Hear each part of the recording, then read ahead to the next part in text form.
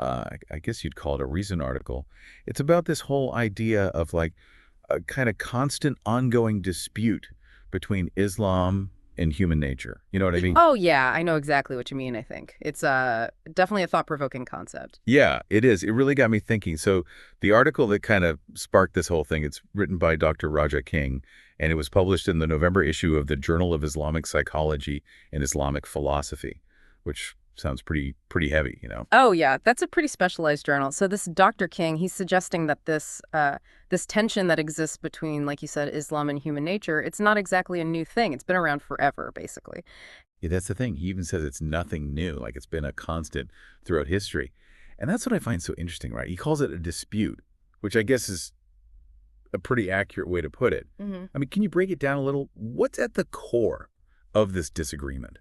Like, what's the main issue here? Well, Dr. King, that is, he points to this kind of constant back and forth of this struggle between what Islam teaches and the things that we as humans just naturally desire. I see. He even says, and this is a quote, "We want to live our lives without rules, without Islam, because Islam is rules and guidance." I mean, that's a pretty bold statement right there. Yeah, that's pretty powerful. But when he talks about living without Islam, what does he really mean? Is it like completely rejecting faith, or is there more to it? Yeah, it's not that simple. It's not just about saying no to religion. What he's talking about is more about like letting our most basic instincts control us, control our actions. He uses this term negative nature factors to describe things like jealousy, hatred, that kind of stuff.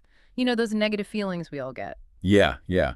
So it's not really about abandoning faith, but more about like which part of us wins out, right?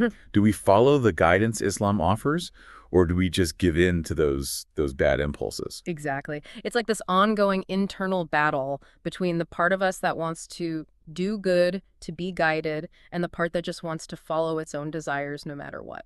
That makes a lot of sense. And I guess that's where this whole idea of the earthly life examination comes into play.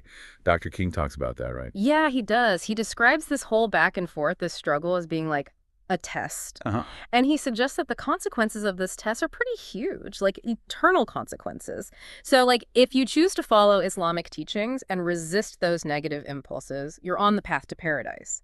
But if you give in to those base desires, well, it doesn't end so well. Yeah, that's heavy stuff. It makes you think about all the little choices we make every day, right? Like if even the small stuff feeds into this bigger dispute, then every decision really matters. Absolutely.